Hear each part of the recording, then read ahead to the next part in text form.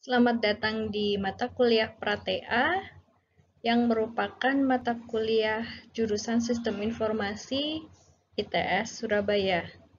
Pada materi ini kita akan membahas mengenai ruang lingkup tugas akhir dari S1. Kita berdasarkan standar KKNI yang sudah dibuat dan dirancang oleh Dikti. Nah, ini adalah perbandingan antara lulusan tahap sarjana dengan lulusan magister level 6 dan level 8. Kita baca bersama-sama. Mampu mengaplikasikan bidang keahliannya dan memanfaatkan iptek pada bidangnya dalam penyelesaian masalah, serta mampu beradaptasi terhadap situasi yang dihadapi. Berikutnya, menguasai konsep teoritis bidang pengetahuan tertentu secara umum dan konsep teoritis bagian khusus. Juga mampu memformulasikan penyelesaian masalah prosedural. Yang terakhir, mampu mengambil keputusan yang tepat berdasarkan informasi dan data, mampu memberikan petunjuk dalam memilih berbagai alternatif solusi secara mandiri dan berkelompok. Bertanggung jawab pada pekerjaan sendiri dan dapat diberi tanggung jawab atas pencapaian hasil kerja organisasi.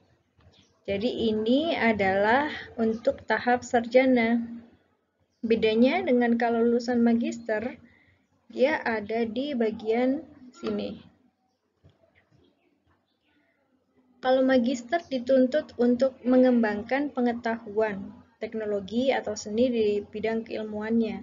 Tapi kalau sarjana hanya mengaplikasikannya saja untuk penyelesaian masalah. Lalu mampu memecahkan permasalahan sains, teknologi atau seni melalui pendekatan inter atau multidisipliner. Ini sama ya, memecahkan masalah ya dengan S1. Dia sama-sama problem solving, tapi bedanya kalau magister harus dikembangkan pengetahuannya, kalau sarjana hanya implementasi. Yang terakhir, dari magister mampu mengelola riset dan pengembangan yang bermanfaat bagi masyarakat dan keilmuan. Jadi mereka memang dituntut outputnya adalah riset dan pengembangan. Nah, ini keywords-nya tadi, yaitu mengaplikasikan bidang keahliannya dan memanfaatkan iptek. Lalu nanti kita juga akan belajar mengenai problem solving. Sebenarnya ini nanti akan lebih detail di mata kuliah SPK atau sistem mendukung keputusan. Nanti di mata kuliah tersebut kita akan belajar tahapan-tahapan yang harus kita lalui dalam decision making dan problem solving. Nanti ada 3-5 tahap. Lalu nanti ada penguasaan konsep teoritis secara umum dan secara khusus. Lalu decision making berdasarkan informasi dan data, dan memilih dari berbagai alternatif. Ini adalah keywords-nya. Nah, kita perlu tahu bidang keahlian sistem informasi itu apa saja. Ada 3 ini. Yang pertama yaitu organizational and individual behavior skills, yang sebelah kiri. Lalu yang bagian atas, analysis and problem solving skills, dan IT skills. Lalu ini penjelasan lebih detail mengenai apa itu organizational skills yang diharapkan kita miliki kalau kita memilih bidang keahlian sistem informasi. Yang pertama adalah creating and keeping deadlines. Kalian sudah tahu kan kalau misalnya di proposal TA itu ada jadwal pengerjaan TA di bagian akhir, biasanya di bab 3 itu ada jadwal, biasanya kolomnya itu berupa minggu atau bulan, lalu barisnya itu adalah aktivitas-aktivitas yang sinkron dengan metodologi yang sudah dijelaskan di bab yang sama. Oleh karena itu, kalian mampu membuat deadline tersebut, tapi tidak hanya membuat, melainkan keeping, yaitu menaati dan mengikuti deadline yang sudah kalian buat sendiri. Berikutnya adalah decision making skill. Memutuskan metode apa yang dipakai untuk memecahkan permasalahan pada studi kasus tertentu. Jadi, ketika kalian sudah menemukan permasalahannya apa, sudah dirumuskan permasalahannya, lalu metode apa yang akan dipakai untuk memecahkan tersebut? Misalnya, kalian memilih metode C. Nah, kalian dituntut untuk memiliki reasoning kenapa metode yang dipilih adalah metode C. Padahal pilihannya adalah metode A, metode B, metode C. Ketiga metode tersebut mampu memecahkan permasalahan yang sama. Oleh karena itu, selain menguasai teoritis yang umum, kalian juga diminta untuk menguasai teoritis yang khusus untuk setiap metode, sehingga nanti kalian tahu alasannya kenapa memilih metode C ketimbang metode A dan metode B. Selanjutnya adalah managing appointments. Appointment di sini bisa dengan dosen pembimbing, bisa dengan narasumber, bisa dengan responden, atau dengan anggota tim lainnya. Lalu tim manajemen, jadi misalnya kalau kalian mengerjakan TA secara berkelompok, kalian tahu peran kalian masing-masing apa, tugasnya apa saja, batasan kerja dari masing-masing anggota tersebut apa saja, kapan selesainya, lalu butuh resource apa saja. Lalu yang terakhir, skill untuk project management, yaitu untuk menjaga durasi pengerjaannya, menguasai skopnya, dan kualitas yang sudah dijanjikan di awal hendaknya sama dengan kualitas outputnya.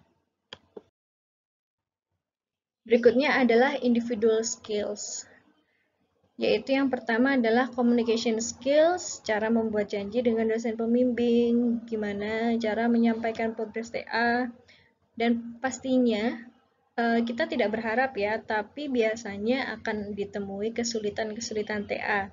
Misalnya, tidak menemukan data atau tidak menemukan teori yang pas. Nah, kesulitan-kesulitan tersebut harus dikomunikasikan dengan dosen pembimbing supaya mendapatkan motivasi, mendapatkan jalan keluar, atau nanti bisa dicari bersama-sama dengan dosen pembimbing. Sehingga kemampuan komunikasi ini sangat penting demi tercapainya TA kalian yang tepat waktu. Honesty, yaitu jujur menyampaikan kesulitan yang dihadapi. Misalnya kurang data atau kurang mampu mengoperasikan tools, lalu biasanya sudah ada datanya, sudah di running, algoritmanya sudah berjalan, ternyata hasilnya tidak valid. Nah, ini harus disampaikan secara jujur. Atau misalnya hasilnya tidak seakurat yang kita inginkan. Itu juga disampaikan.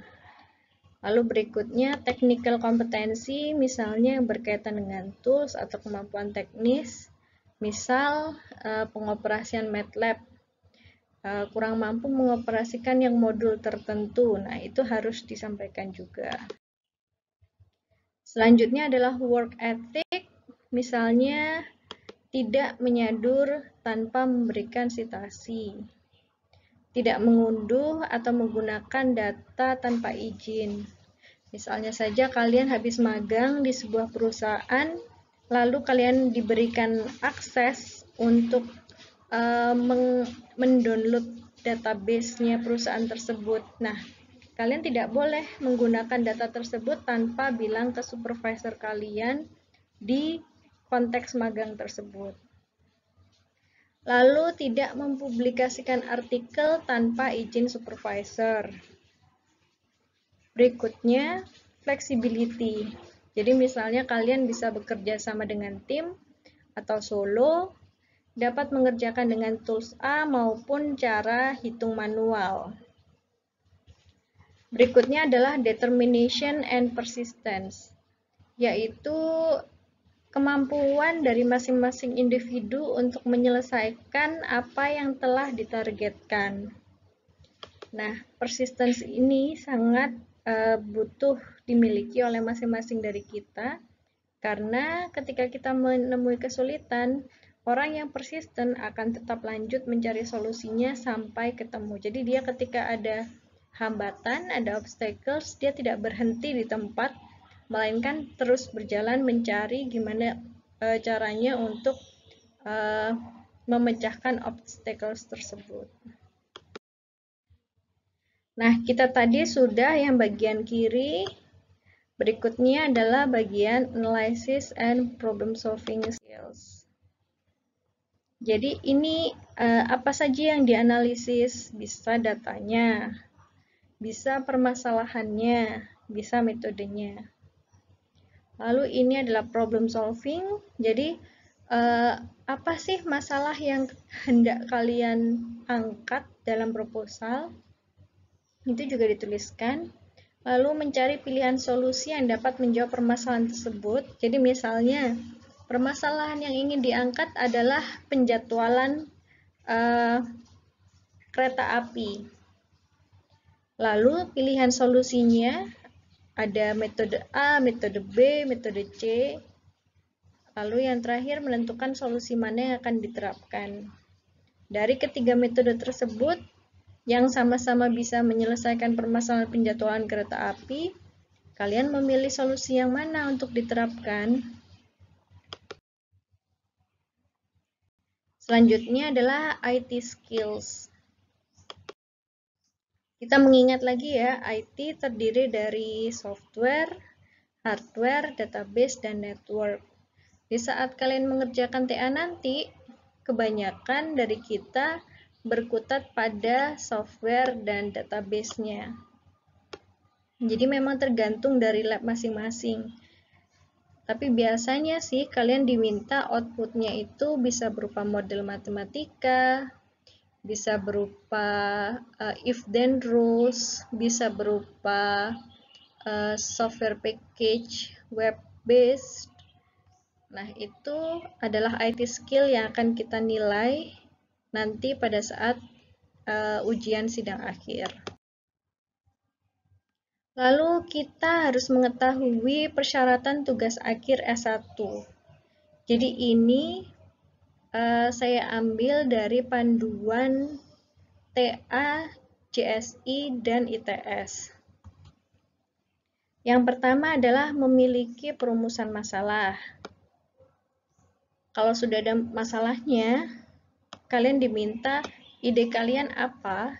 Ide ini tidak harus pure baru, melainkan kalian harus mencari dari artikel-artikel ilmiah ide yang sesuai dengan perumusan masalah tersebut. Ide tersebut bisa dikembangkan untuk menjadi sebuah perangkat lunak. Judul tugas akhir bisa dipilih sendiri oleh mahasiswa atau ditentukan oleh dosen pembimbing. Jadi mungkin ada beberapa dari kalian yang judul TA-nya sudah given dari pembimbing kalian, karena kan memang pembimbing itu memiliki track record penelitian masing-masing ya. Jadi masing-masing dari kita sudah mengetahui akan mengerjakan apa dengan metode apa. Nah, itu nanti bisa dibagi dengan mahasiswa. Lalu didasarkan pada data primer atau boleh data sekunder. Jadi apakah kalian mengambil datanya sendiri atau menggunakan data yang sudah diambil lalu dipublikasikan baru kalian pakai. Nah, nomor 4 ini penting, harus ada keterlibatan metodologi. Kita masih ingat kan ya yang di slide awal-awal tadi yang standar KKNI, yaitu mampu memecahkan permasalahan secara prosedural. Nah, prosedural tersebut kita aplikasikan atau kita lihat dari metodologi yang akan kita susun untuk memecahkan masalah yang sudah kita tuliskan di awal. Di bawah bimbingan berkala dan teratur oleh dosen pembimbing. Nah, ini ada minimal jumlah ketemuan dengan dosen pembimbing 1 maupun dosen pembimbing 2. harus cermat dalam sajian, dalam konteks tata tulis ilmiah atau aturan gambar dan tabel. Berikutnya dipresentasikan dalam forum seminar. Boleh open, boleh close, yaitu seminar proposal dan seminar TA. Dulu pernah sempat ada namanya seminar progres, yaitu setelah proposal sebelum TA. Gunanya adalah untuk menilai kesiapan mahasiswa yang akan ujian TA, ujian akhir, sudah sampai mana. Lalu yang nomor 8 ini dipertahankan dalam ujian lisan, jadi harus berupa oral, di depan tim dosen penguji. Biasanya ini ada 2, dosen penguji utama dan dosen penguji yang kedua. Lalu berikutnya dipublikasikan dalam jurnal dan atau seminar ilmiah. Berikutnya adalah tujuan dari tugas akhir.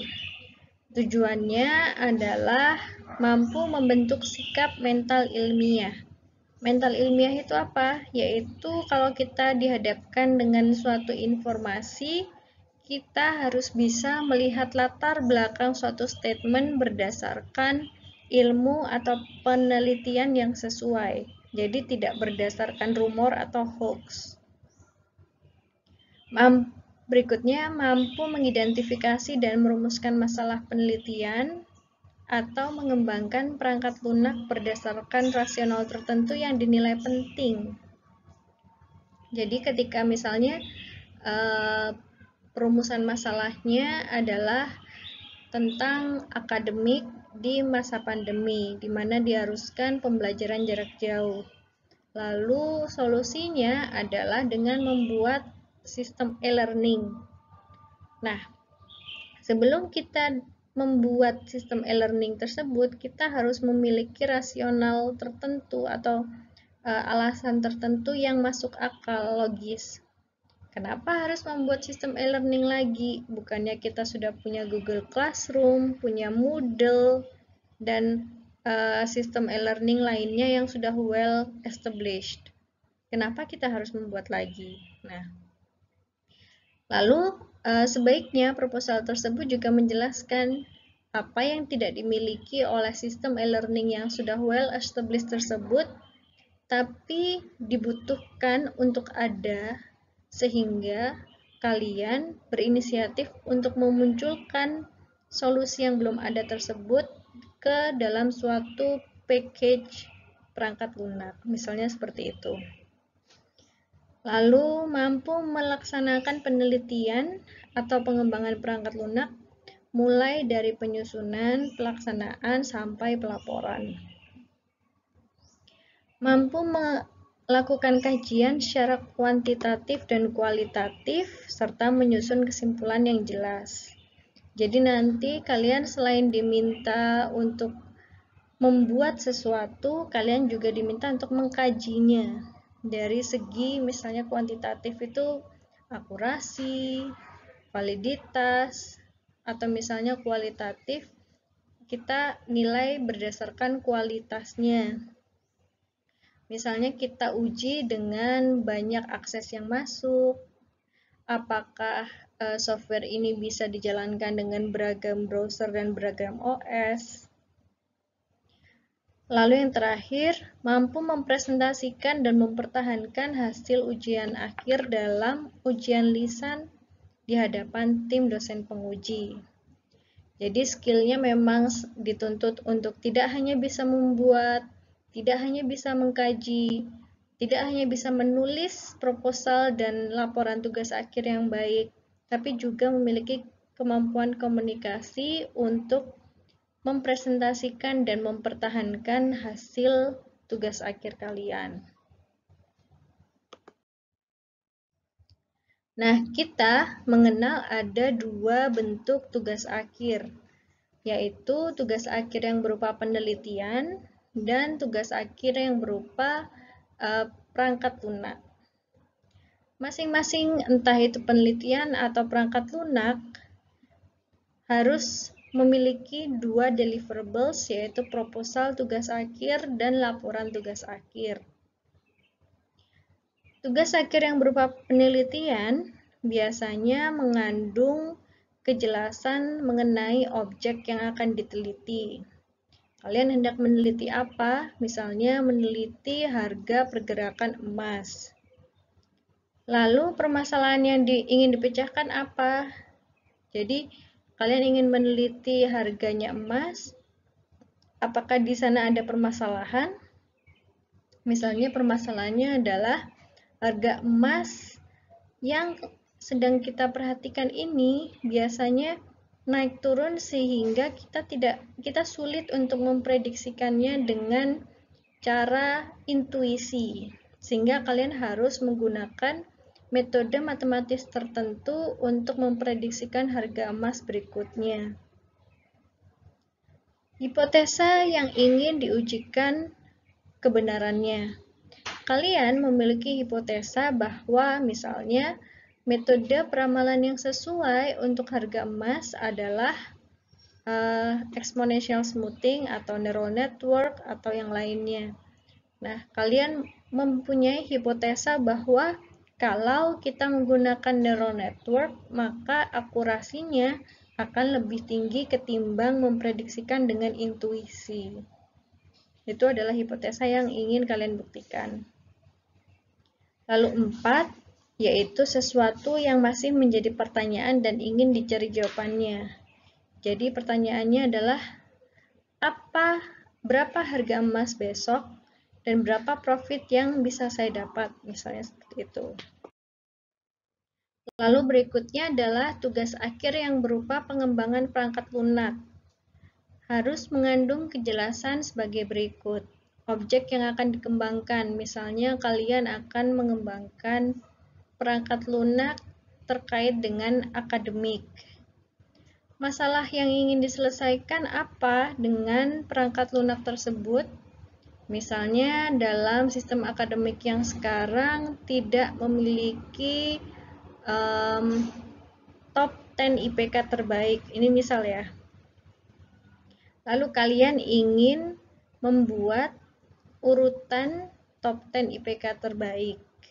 Karena nanti IPK terbaik akan diberikan piagam khusus dari rektor atau dekan misalnya. Lalu nomor 3, perancangan dan implementasi yang akan digunakan untuk merinci siapa top 10 IPK terbaik itu bagaimana? Nah, kalian harus jelaskan step by step-nya. Lalu di sana ada function apa saja. Setiap function membutuhkan input dan output apa saja. Yang terakhir, deskripsi kelebihan dan kekurangan perangkat lunak yang dikembangkan. Kalian setelah membuat, kalian harus melihat ini bagusnya di mana, lalu ini tidak akan bekerja jika dalam kondisi seperti apa. Nah, kita sekarang membahas lebih detail tentang proposal tugas akhir. Kita kenali dulu strukturnya, yaitu ada identitas, ada judul, ada abstrak. Lalu di bab 1 ada pendahuluan. Ini isinya pendahuluan adalah latar belakang, perumusan, batasan, tujuan, manfaat, dan relevansi. Jadi nanti yang paling dilihat oleh dosen penguji saat kalian sidang proposal adalah kemampuan kalian menuliskan permasalahan, kemampuan dalam membatasi masalah, misalnya masalahnya, skopnya, ada 3 skop yang berbeda-beda. Ada masalah penjadwalan, ada masalah optimasi. Nah, TA kalian ingin fokus ke bagian jadwalnya saja atau optimasinya saja. Jadi, masalah itu harus dibatasi agar bisa diselesaikan tepat waktu 1 semester sesuai dengan jadwal yang kalian buat. Lalu, apakah kalian mengetahui tujuan penelitian dan manfaat penelitiannya? Bab 2, tinjauan pustaka, ini biasanya kita melihat seberapa banyak yang sudah dibaca oleh mahasiswa. berisi studi sebelumnya, yaitu TA-TA dari yang sebelumnya yang sama topiknya atau sama metodenya. Lalu dasar teorinya apakah sudah dibaca. Lalu bab 3 adalah bagaimana prosedur yang direncanakan untuk memecahkan permasalahan tersebut. Di sana ada tahapan pelaksanaan tugas akhir dan jadwal kegiatannya. Selanjutnya daftar pustaka dan pengesahan. Jadi setelah kita melihat bab 1, biasanya kita melihat bab 3 dulu. Apakah metodologi yang disusun ini sudah make sense nggak sama bab 1 yang sudah disusun? Kalau sudah, kita baru lihat bab 2. Biasanya seperti itu. Apa saja yang dinilai saat sidang proposal TA? Pertama, konten.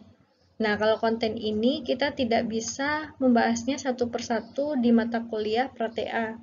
Ini kalian bahas dengan dosen pembimbing. Lalu, keluasan pengetahuan dari mahasiswa tersebut. Jadi, yang sudah menyusun proposal TA itu kan kalian selama 1 semester ini. Sedangkan dosen penguji baru melihat proposal kalian ya pada saat hari sidang. Jadi, otomatis harusnya itu mahasiswa yang mengetahui proposal TA-nya lebih dalam ketimbang dosen penguji. Pengetahuannya harusnya lebih luas mahasiswa.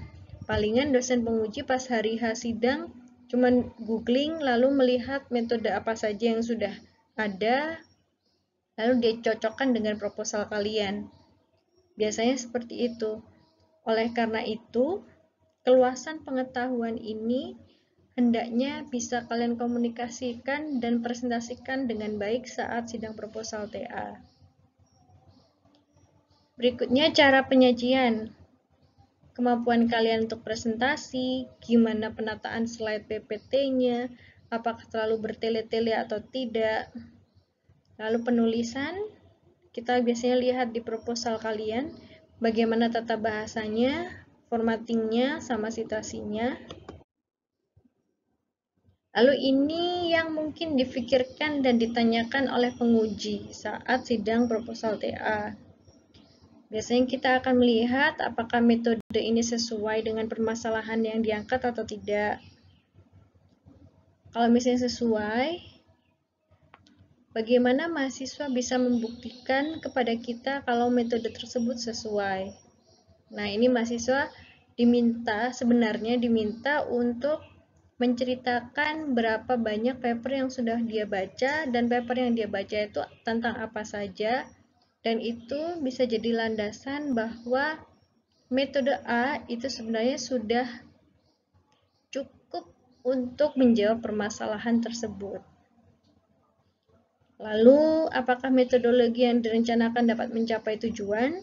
Jadi jangan sampai ada tujuan yang belum tercapai atau metodenya terlalu panjang untuk mencapai tujuan tertentu.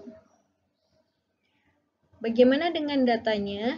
Kalau misalnya kita tidak bisa mengambil datanya, memperoleh datanya, ya bagaimana? Apakah bisa kita mengambil dengan data primer, ataukah kita memiliki koneksi dengan pihak-pihak yang terkait? Nah, jangan sampai ketika TA kalian sudah akan selesai, tapi datanya tidak ada yang bisa diuji cobakan untuk mengetes hipotesa kalian.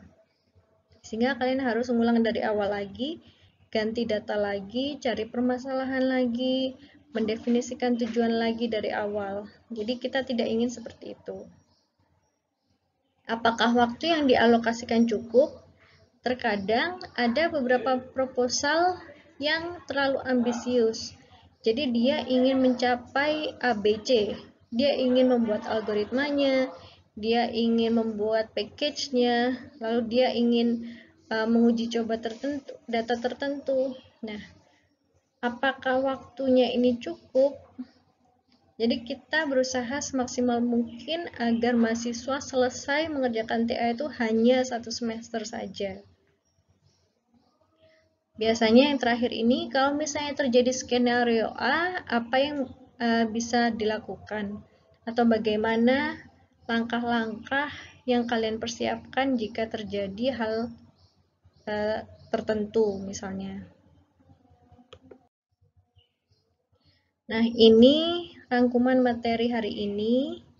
Jadi berikutnya kita akan membahas tentang pedoman-pedoman bagaimana cara mencari artikel yang baik, lalu pedoman yang lain, karena kita start untuk membaca, usahakan membaca artikel yang berkualitas agar tulisan kita juga berkualitas. Nah, itu bagaimana caranya memilih artikel yang berkualitas? Nanti akan kita diskusikan berikutnya. Jadi kita tidak terburu-buru menuliskan sesuatu, melainkan mencari reasoningnya dulu, mencari masalahnya dulu, mencari metodenya dulu dengan membaca. Setelah itu kita summary, kita buat rangkumannya, lalu baru kita timbang-timbang, kita pilih-pilih metode mana yang cocok dengan kita dan dengan permasalahannya. Ini referensi yang digunakan. Lalu, terima kasih dan sampai jumpa di materi berikutnya.